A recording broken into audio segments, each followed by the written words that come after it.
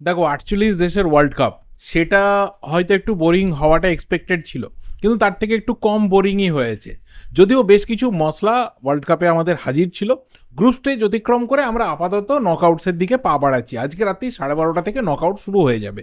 এই ভিডিওতে দুটো পার্ট রয়েছে। একটা পার্ট অবশ্যই যে নকআউটের ম্যাচগুলো রয়েছে round of 32 for the first time in FIFA world cup, সেটার প্রেডিকশন, ওয়াইল্ড প্রেডিকশন হবে।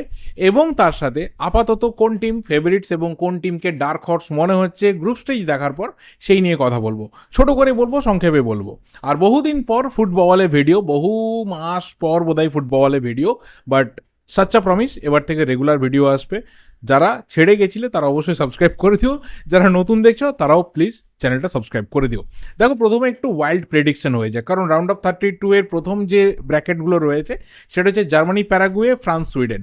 জার্মানি প্যারাগুয়ের মধ্যে obviously Germany is the favourite. Last match ইকুয়েডরের কাছে হারলেও আমার মনে হয় না প্যারাগুয়ের কাছে নকআউট ম্যাচ তারা হারবে বলে, so Germany is favourite. France, Sweden, France যে ফর্মে রয়েছে ভাই, হারাবেটা কে, এটা হচ্ছে বড় প্রশ্ন। So France, Sweden, obviously France is winning.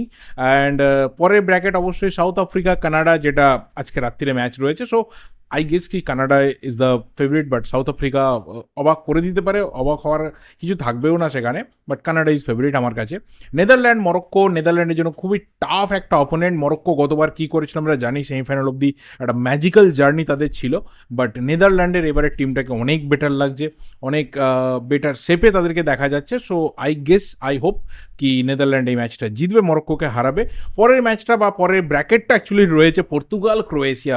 ভাই ভাই সিরিয়াসলি বলা খুব মুশকিল, কারণ Croatia 2018 world cup runners up, গতবারের সেমিফাইনালিস্ট। সো আই গেস কি এই ম্যাচটা পর্তুগাল জিতবে, কারণ ক্রোয়েশিয়ার যতটুকু খেলা দেখেছি সেখানে মনে হয়েছে Portugal much better team, but পর্তুগালের থেকেও ঠিক যতটা এক্সপেক্টেড ছিল পারফরমেন্স, ততটা আমরা কিন্তু দেখতে পাইনি। কিন্তু তার সাথে যে ব্র্যাকেটটা ক্লোজে রয়েছে সেটা হচ্ছে স্পেন, অস্ট্রিয়া। কারণ স্পেন, অস্ট্রিয়া, এই জায়গাতে আমার মনে হয় যে স্পেন জিতবে। আর এখানে বললাম যে ব্র্যাকেটটা ক্লোজ, তার কারণটা হচ্ছে পর্তুগাল জিতলে স্পেনের মুখোমুখি হবে। So match of death ultimate. এর পরের ব্র্যাকেটটা USA, Bosnia. So USA is favourite. Belgium, Senegal. দেখো, সেনেগাল তাদের ফুল পোটেন্সিয়ালে খেলতে পারেনি, বিশেষ করে সাদিও মানের আমরা এখনও অবধি সেই খেলাটা দেখতে পাইনি।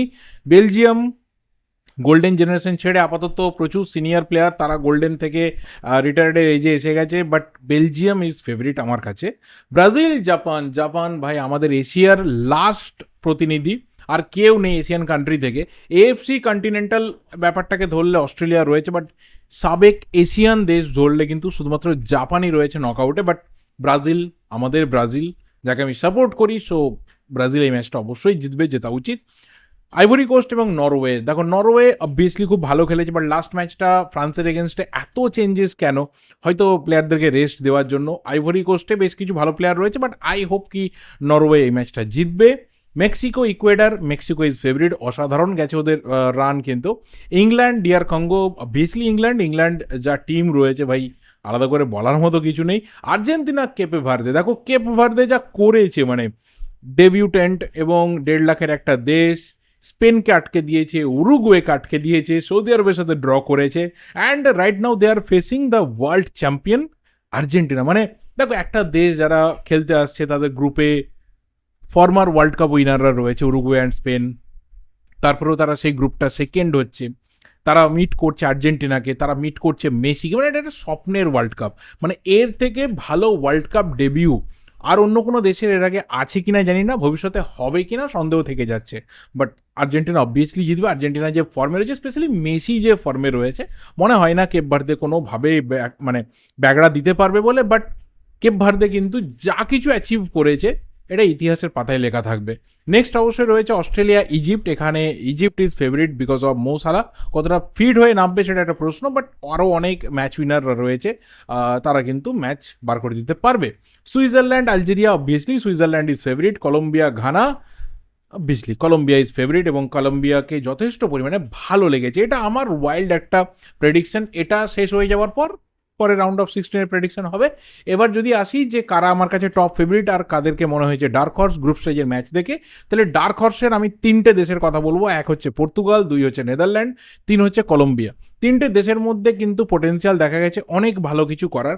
অনেক হয়তো পর্তুগালকে বা নেদারল্যান্ডকে মনে করছে ফাইনাল অবধি যেতে পারে, চ্যাম্পিয়ন হতে পারে, বাট গ্রুপ স্টেজ দেখে ততটাও মনে হয়নি। But still quarter final, semifinal তো ডেফিনেটলি চলে যেতে পারে, তাদের মধ্যে সেই পোটেন্সিয়াল রয়েছে। অ্যান্ড কলম্বিয়া দেখো বরাবর কিন্তু একটা ভালো ওদের টিম নিয়ে আসে, মানে যখনই ওয়ার্ল্ড কাপে আসে বা অন্যান্য টুর্নামেন্টে যায় ভালো কিছু করার চেষ্টা করে, অ্যাজ আ টিম খেলে, অ্যাজ আ হোল খেলে, ইউনিটটা খুব ভালো।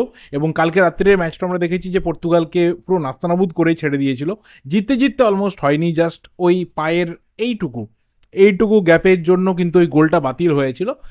আদারওয়াইজ কলম্বিয়া অসাধারণ ফুটবল খেলেছে, 3-9 করে আরামসে গ্রুপে আসতে, মানে টপ হয়ে আসতে পারতো।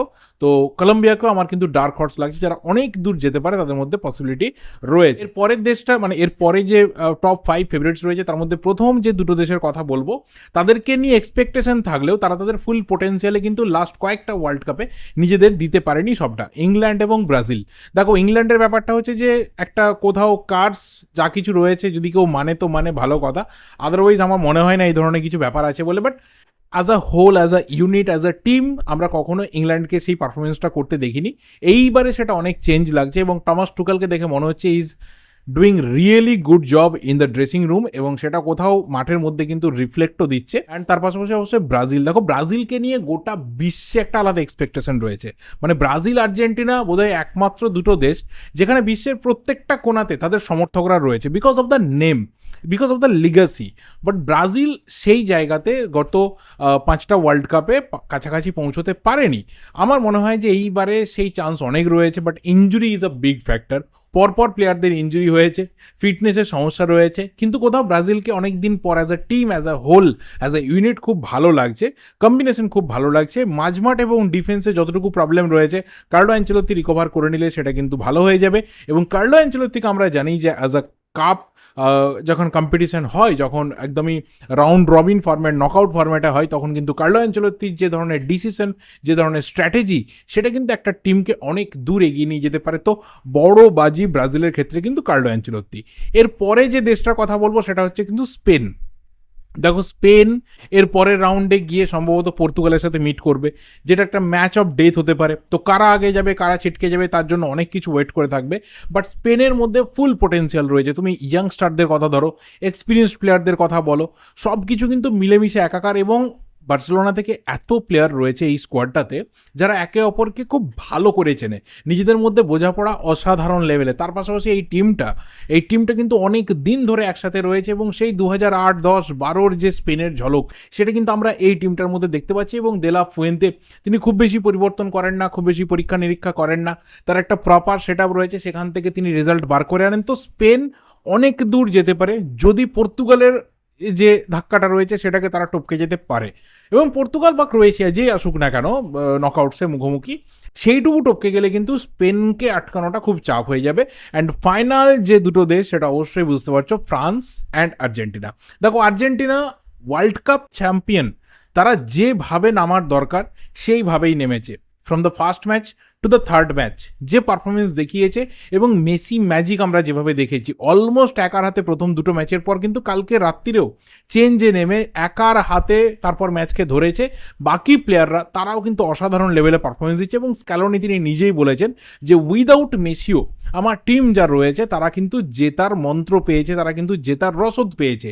এটাই হচ্ছে সবচেয়ে বড় কথা, যে একটা চ্যাম্পিয়ন টিমের মাইন্ডসেট কেমন হওয়া দরকার সেটা আর্জেন্টিনা প্রথম দিন থেকে দেখিয়েছে। এবং প্রথম দিন থেকে এটাকে শো করতে পেরেছে যে শুধুমাত্র চ্যাম্পিয়ন তকমাটা নিয়ে তারা ওয়ার্ল্ড কাপে আসেনি, তারা চ্যাম্পিয়নশিপটা ধরে রাখতে এসেছে। এবং তাদের সব থেকে স্ট্রং কন্টেন্ডার হিসেবে কিন্তু রয়েছে ফ্রান্স, যাদের স্কোয়াডে ভাই তুমি কোনো খুঁত খুঁজে পাবে না।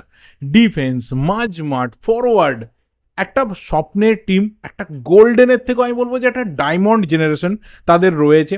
এবং আপফ্রন্টে যে কোনো প্লেয়ার যে কোনো দিন ম্যাচ বার করে দিতে পারে, মাঝমাঠ থেকে বল গলার কোনো জায়গা নেই। অ্যান্ড ট্রুলি একটা মানে জাস্ট ওজি লেভেলের পারফরমেন্স পরপর 3টে ম্যাচে আমরা তাদের থেকে দেখেছি।